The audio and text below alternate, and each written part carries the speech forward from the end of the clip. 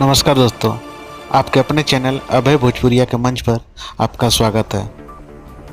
काफ़ी दिनों के बाद हम वीडियो बना रहे हैं। अब कोशिश रहे कि वीडियो लगातार रहे। कुछ कारण की वजह से व्यस्त है, जिसके कारण हम वीडियो नहीं बना पा रहे थे।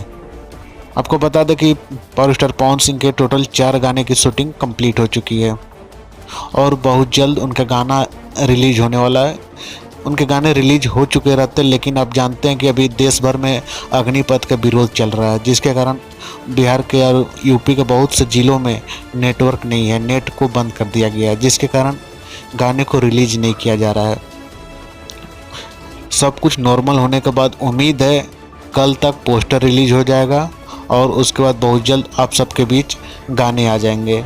और बहुत ही ज़बरदस्त शूट किया गया है।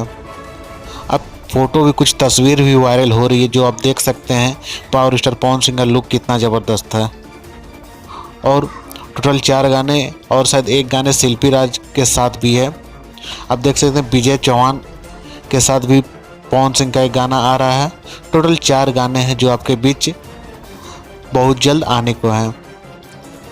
गाना कब आएगा, इसकी ज़्यादा जानकारी के लिए आप हमारे चैनल पर बने रहें।